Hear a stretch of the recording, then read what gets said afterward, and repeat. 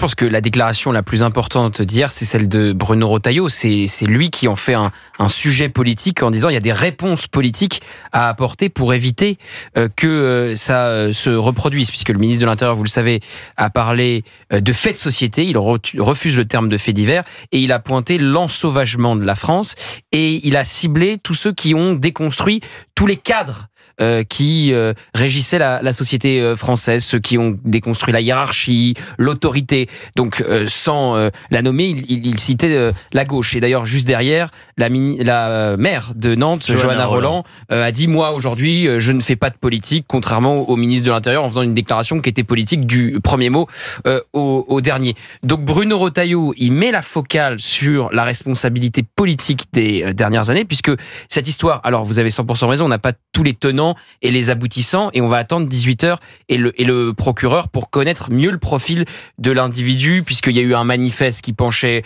à l'extrême gauche, et ensuite il y a des élèves qui ont dit à l'agence France Presse que c'était un adorateur d'Hitler. Donc pour le moment, tout ça est très flou. Donc il va falloir attendre le procureur de la République. Mais quand je dis il y a tout, il y a les couteaux qui prolifèrent, qui est devenue l'arme utilisée dans malheureusement de nombreux drames. Il y a la violence chez les mineurs. Donc là, on a quelqu'un qui a moins de 16 ans.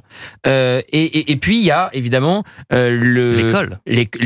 Alors, l'école, évidemment, qui n'est plus du tout un sanctuaire. Hier, François Bayrou a dit l'école doit rester un sanctuaire. C'est comme quand Gérald Darmanin dit la République ne reculera pas après qu'une prison se soit fait rafaler. Bon, l'école n'est de fait plus un sanctuaire depuis Samuel Paty, depuis Dominique Bernard. Et hier, ça montre bien que ce n'est pas un sanctuaire. Et il y a la souffrance psychologique chez les jeunes. Ça, c'est le dernier volet.